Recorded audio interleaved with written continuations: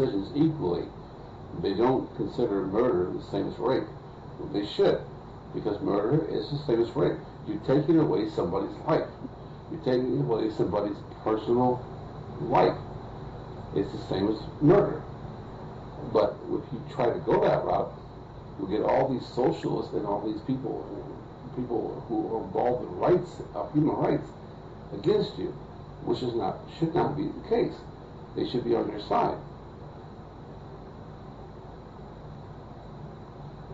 And like they have this big thing about transgender bathrooms, and they're scared that men are going to dress like women and go and molest children or rape women in the bathrooms. Whenever we hardly even treat rape cases.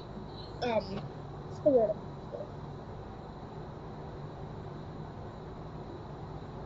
I'm drawing a blank. Same. I had the word, now it's gone.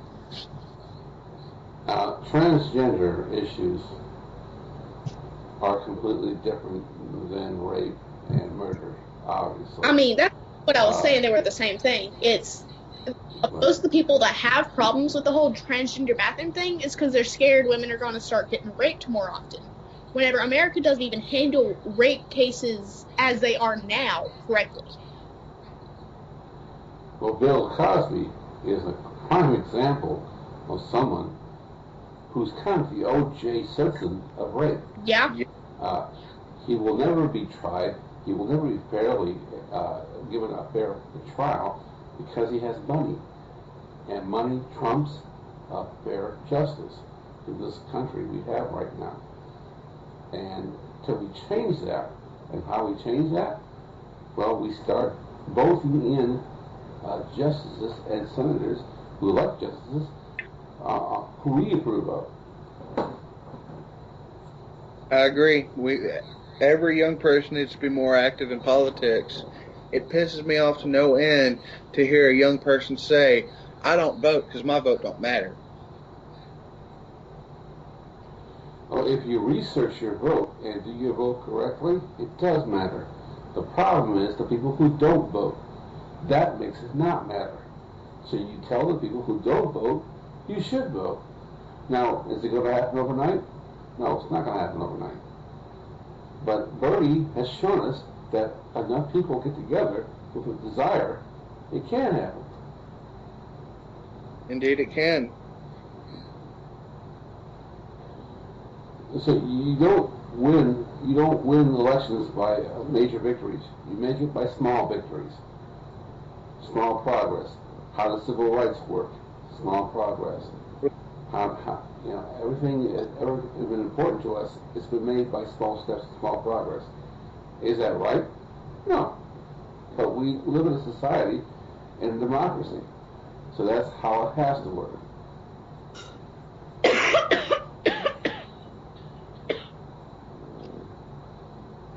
See, one of the things, our founding fathers never actually intended this country to be a democracy. They had always intended for this country to be a republic.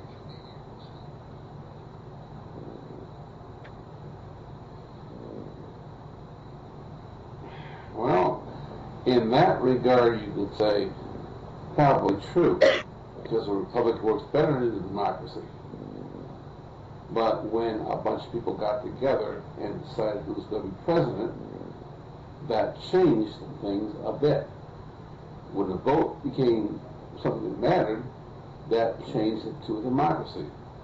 Now, were we prepared to do that? No, because we spent our whole lives under a bureaucracy, under the royal flag.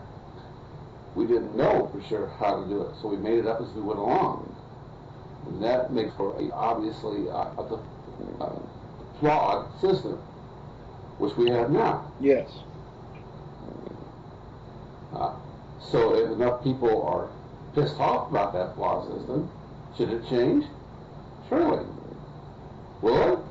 The problem is, we gave our control a long time ago over to the corporate. And the corporate doesn't have that same feeling. They don't want us to have a true democracy. Because a true democracy to them is something that they'll have to actually partake in. They don't want to partake in that. They like the way things are because the way things are works for them. It always has.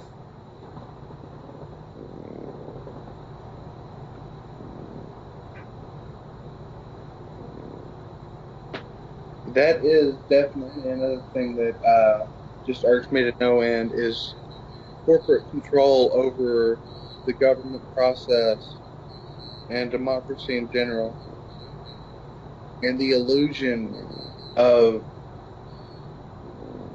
the power that the people have when in the reality is it's just corporations backing the politicians that claim to be for us, but when they get in office, they just prove otherwise. I think that's what The media feeds off that, sir. They feed off that. They can make us do what we want to. They're puppeteers in a way. They can make us feel like we have power. At the same time, they can do whatever the corporate media wants them to do and make any story they want to be true. But as long as we're not overly pissed off, and that's the big thing here.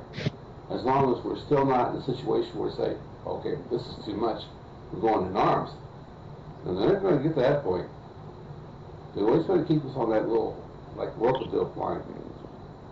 We're controllable, we get pissed off, we can still get you back here, we'll keep promising you stuff, but we'll never give you the whole thing.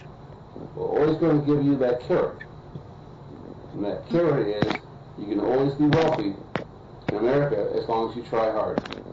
And that's just not true. It's not. When's the last time you've heard of someone getting rich from working hard their entire life? You don't. It's the falsehood they make us believe to keep us chasing the carrot, keeping us quiet. Exactly. You don't want revolution. You want people to be happy with being able to make it. You want complacent. You want sheep to say, I'm happy. I could do better. I want to do better. But I don't want to rock the boat.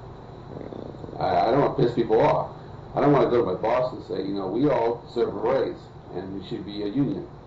Because, hell, if you do that, you might lose that security that they give you. Yeah. There's no better job. There's no better place. There's no better option. As long as there's no better option, they've got you right where they want you. Exactly. And the way you change that is difficult. Difficult indeed. You actually have to get people pissed off. You actually have to get people involved. You actually have to have the people walk in the street and say, no, it's not. Now, you see that happening? No, because the media will never allow that to happen. They will give you the opportunity to think you actually have power. They want you to make you think you have no chance to do this. The biggest, I believe, biggest power that the media truly has is propagation of ignorance. Oh, they love stupid people. They thrive on that. It's not stupid as much as just following the law of the land. Yeah. This is my lot in life. This is what I do. I work my ass off. I have enough money to take care of myself and my bills. I'm happy. Meanwhile, the people in charge of you have so much freaking money. It's insane. They have money in their bank accounts they can't even spend in a lifetime. You know what? We're told that's okay. They're the people in charge. Before I moved from Alabama, my boss, the owner of the restaurant I worked at, I'm not going to say any names, every year for the Christmas holidays, her and her wife would fly out to the Bahamas for the week. I mean, it's understandable, but what they were also talking about doing, purchasing an island as a private resort for themselves.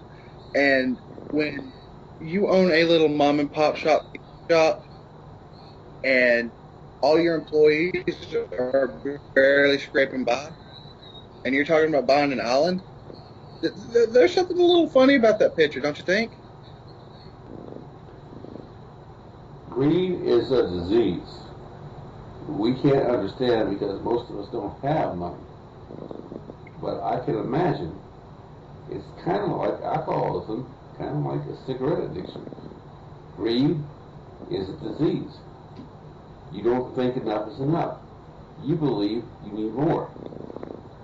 And how you cure people who need more, it's difficult. It's really difficult because, by the way, these people are controlling our fucking economy. So you're left with this sad situation where they're not happy until they have it all. And they don't realize that when they have it all, there's no shit's going to hit the fan. It's going to hit the fan. When you have it all, what do you do after that? Here's the thing. This is something that'll completely destroy the media, the corporations, and everything. But it's something that'll probably never happen. There's a 99% probability that it could never occur.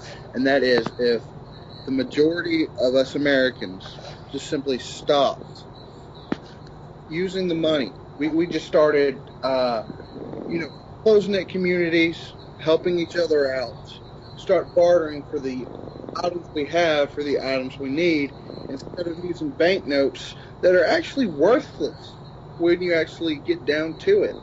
Money is worthless. The value in money is the value you see in it.